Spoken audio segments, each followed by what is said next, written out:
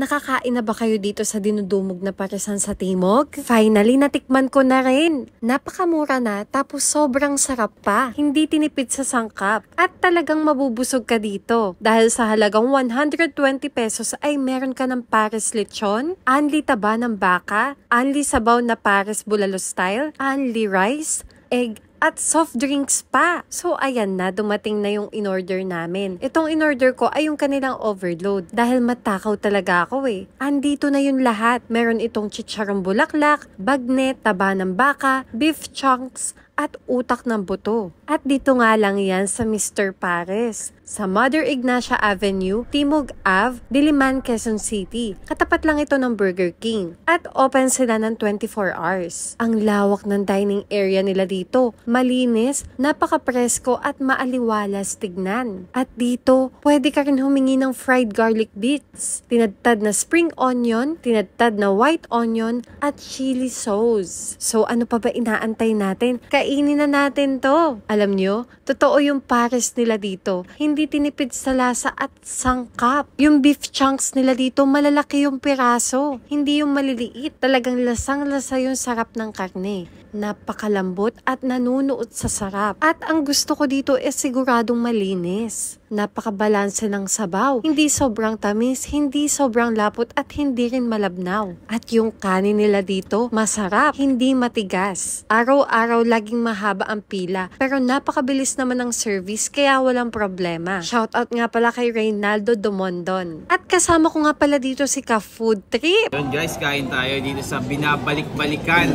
at pinipilahan na Mr. Pares dito sa Timog guys. Lambot. At Ewik Mukbang. So, dito tayo sa Mr. Pares na pinipilahan, dinudumog at dinudumog. Yan o, Pares. Lambot. Sarap. Ano pala dito? Sarap pala.